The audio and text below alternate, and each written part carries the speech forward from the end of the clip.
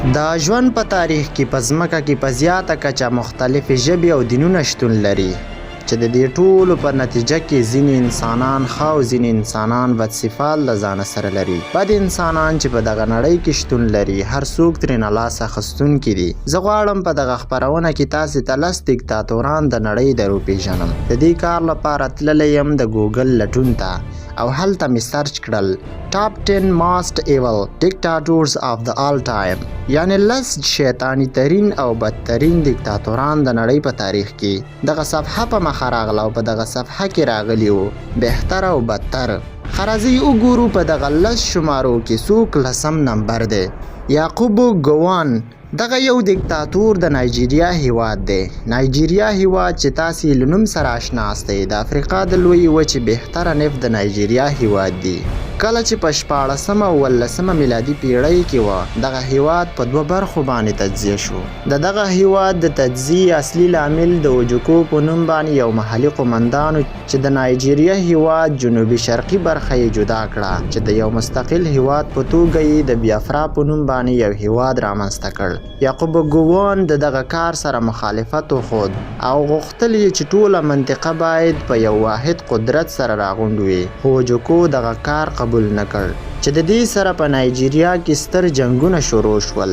دغه جنگ دومره مهم نه و بلکې مهم هغه څه و چې یعقوب ګوان هیڅ خوراکي توکو ته اجازه نه ورکوله چې بیافرا ته وارد شي.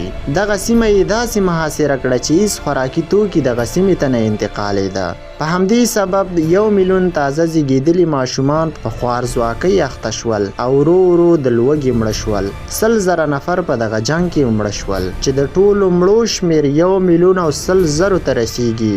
په همدې دلیل یعقوب ګوان په 10 وحشتناکو انسانانو کې حسابیږي.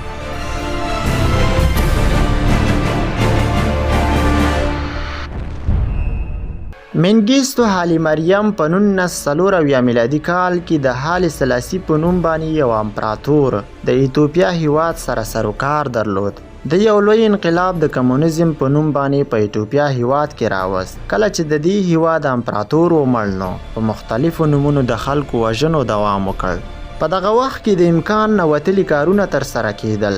د ادیس ابابا په نوم باندې یو ځای د انسانانو په یوه ستره هدیره تبدیل شو. حالی مریم په دغه وخت کې د ایتوپیا د مخالفانو سره د جنگ په حال کې وه. که چیرته پوهان، ژورنالستان او سیاستمداران د ده سره وړوکی مخالفت هم درلوده وژل کېده به که هغه هر څومره وړوکی مخالفت و.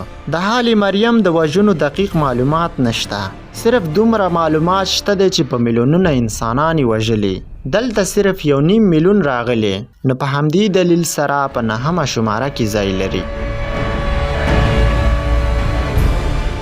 د شمالي کوریا لور ته ورځو. په 8مه شماره کې کیم آیل سن ذکر شوی. کیم آیل سن باید حتما وپیژنئ. دا اولنی ولسمشر د شمالي کوریا و. وروسته د سترو جنگونو څخه په دغه هیواد کې په 1972 میلادي کال کې په شمالي کوریا کې د واګي په لاس کې واخیسته. دغه ښاغلي په لویو وژنو سره شمالي کوریا په مکمل ډول کمونیستي کړه چې تر نن ورځې پورې یې اثر په شمالي کوریا کې لیدل کېږي. هر چا چې به مخالفت وکړو نو یو لوی قل اردو ته به وړل کېده. د کار لپاره د کار د ځای څخه به هیڅوک بې د مرګه نه خلاصېده.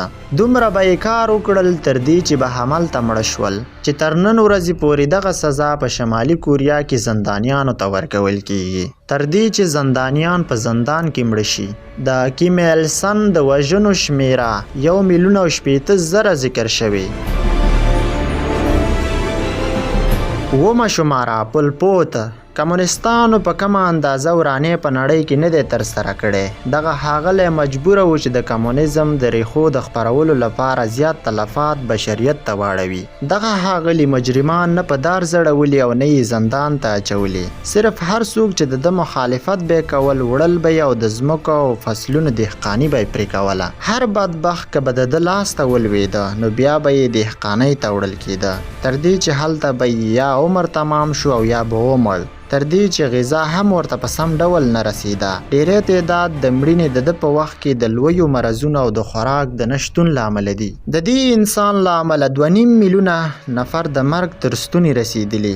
ډیری وژنې د دې هغه دي چې د کامبوج هیواد 13.5 میلیونه اوسیدونکي لري. پلپوت 1.5 برخه جمعیت د کامبوج له منځه وړي. شپږمه شماره اسماعیل پاچا. هغه له اسماعیل پاچا یو د عثماني امپراتورۍ د سردارانو څخه ګڼل کېده. دا په لومړۍ نړیواله جګړه کې په بلکان هیواد کې په وژنو مصروف و. دغه ښاغلي په 1915 میلادي کال کې 1,20,000 ارمانیان او 15,000 یونانیان له منځه وړي. د دې د وژنو اصلي دلیل معلوم نه دی چې په کومه وجه یې دومره وژنې کړي، خو صرف دومره ذکر شوي چې د مال او دولت په سر یې دومره وژنې کړي. د دې د وژنو لړۍ دومره دوام نه دی کړی. په 4 کالو کې 48,000 ایټالویان او یونانیان د ځمکې د مخ څخه ورک کړي. په منځنۍ کلونو کې 15,000 اشوریان هم د وژلي چې د 1915 څخه تر 1920 کلونو پورې. که چیرته د ده د مړینو شمیر راجمع کړو 2.5 میلیونو ته رسیږي چې دا ټول اسماعیل پاچا وژلي. پنځمه شماره هیداکیتوجو یو جاپانی جنرال و. په دوهمه نړیواله جګړه کې تر ډیره آسیایي هیوادونه د جاپان د تصرف لاندې و. هغه وخت چې لوی فوز د ده د لاس لاندې و، هیڅ په چینایانو یې رحم نه دی کړی. په پراخه کچه چینایان یې وژلي، خو د ځینو معلوماتو معلومیږي چې 5 میلیونه چینایان یې وژلي. که چیرته د وژنو شمیره یې معلومه وای، شاید لوړ او 5مې شمیرې ته یې نوم پورته شوی وای، خو په اوس وخت کې په 5مه درجه کې قرار لري. څلورمه شماره لیاپولد د دوهم د بلجیم. دا په 1865 څخه تر 1909 میلادي کلونو ترمنځ د بلجیم هیواد ولسمشر و. بلجیم هیواد په اروپا کې د لوړ اقتصاد او ستر قدرت خاوند دی. دوی په افریقا لویه وچه کې په کانګو هیواد تسلط درلود او هیڅ رحم د هغه ځای په اوسیدونکو نه دی کړی. په همدې دلیل 90% خلکو د خپل غوښتنو یادونه نشوه کولی او هر چا چې به سر پورته کولو وژل کېده به. دغه انسان په زړه کې هیڅ رحم نه و او یو د بیرحمه ځناور په توګه یې خوی درلود. په همدې اساس 15 میلیونه کانګویان په ظالمانه ډول د وژلي. درېمې شمارې ته ورسېدو. ادلف هټلر. تاسې له نوم سره آشنا یاستئ. د دې ښاغلي په لاس 6 میلیونه یهودان او 1.5 میلیون رومانیان وژل شوي. د دې ښاغلي ټولې وژنې دقیقې دي. د نازیانو ګوند غیر اریایي په مکمل ډول وژل. هر څوک چې به همجنسه و هغه به هم وژل کېده او د اوامرو پر خلاف هر څوک چې به خلاف و هغه به هم وژل کېده. په ټوله کې ویلی شو چې په دوهمه نړیواله جګړه کې که انګلیسیان هم وژل شوي، د هټلر پسې حساب شوي. د ټولو وژنو تعداد 12 میلیونو ته رسیږي. په همدې سیستم سره بالاخره رسیږو دوهمې شمارې ته. جوزف استالین. د دې انسان په لاس ستر قدرتونه د ده د امر لاندې و. دې انسان تر ډیره اوکرانیان د امرونو خلاف و. په همدې سبب 10 میلیونه اوکرانیان یې وژلي. معمولی خلاف که هغه روسیه او هر څوک و فرق نه کولو. که هغه خلاف د استالین یا د کمونیزم وژل کېده به.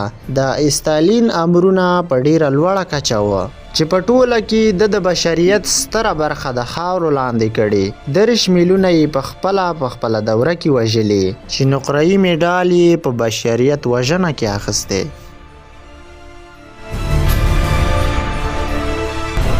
بالاخره لومړی شمارې ته رسیږو. لوی امپراتور ستر سالار ماو زیدونګ. چینایان وایي که ماو په زیاته کچه چینایان وژلي، د ملک لپاره یې زیات څه ترسره کړي، نو په همدې دلیل د وژنو بهیر یې نه ذکر کوو. دغه انسان چین هیواد په مکمل ډول کمونیست کړی. کمونیستي د چین نه د شوروي. په همدې اساس څومره مخالفان یې درلوده وژل کېده به، چې په دې وژنو کې به د کمونیست پلویان هم ملاتړي وو. 6 میلیونه چینایان ماشومان په 1949 څخه تر 1953 کلونو ترمنځ په اجباري کارونو او لویو فعالیتونو له امله وژل شوي. مهمه نه وه که څوک د ماو خلاف و او یا د کمونیست خلاف و، وژل کېده به. هر څوک باید د خپل هیواد لپاره دومره کار وکړي چې قبول د توجه وي او بیا دې مړ شي. ماو چې کله 6 میلیونه چینایان ووژل نو بیا یې یو قانون وضع کړ او دغه قانون بیا په ټول چین کې اعلان شو. دغه قانون دا و چې چین باید په نړۍ کې د ستر تولیدونکي د فولاد وي. ماو خلکو ته ویل فولاد په شان د طلا دی، فلز ویلې کړئ او فولاد ترې تولید کړئ. په همدې دلیل په هر ځای کې د فولادو د تولید لپاره وړې کارخانې جوړې دي، تر دې چې د خوراک ځای یا نغرۍ هم د فولادو د تولید لپاره یوه لاره چاره په لار اچول کېده. د دې خلکو په لاس داسې فولاد تولید شو چې هیڅ نه پلورل کېده. 20 میلیونه چینایان د لوږې له امله مړه شول. 20 میلیونه خلکو هیڅ ګناه نه درلودله، صرف د ماو د یو امر خلاف. د ماو د ابتکاراتو څخه یو دا دی چې ځوانان به یې جمع کول او ویل به یې درس مه وایئ، ځئ لاړ شئ بزګري او دهقاني وکړئ، هم ځان ته او هم نورو لپاره خواړه برابر کړئ. هغه ځوانانو چې کار به یې نشو کول په ټوله کې 7 میلیونه خلک د لوږې مړه شول. په همدې دلیل چین د لوی جمعیت لرونکی هیواد دی نو د زیات نفوس په وجه یوه ستونزه د لوږې وه چې انسانان به ترې مړه کېدل. د ماو پر وړاندې هیڅ چا سر نشو پورته کولی. په معمولي غلطي به یې خلک د مرګ تر ستوني رسول. په ټوله کې د ماو د وژنو شمیر 88 میلیونو تنو ته رسیږي چې په همدې اساس په ټوله نړۍ کې د بشریت د وژنې لومړی مقام لري.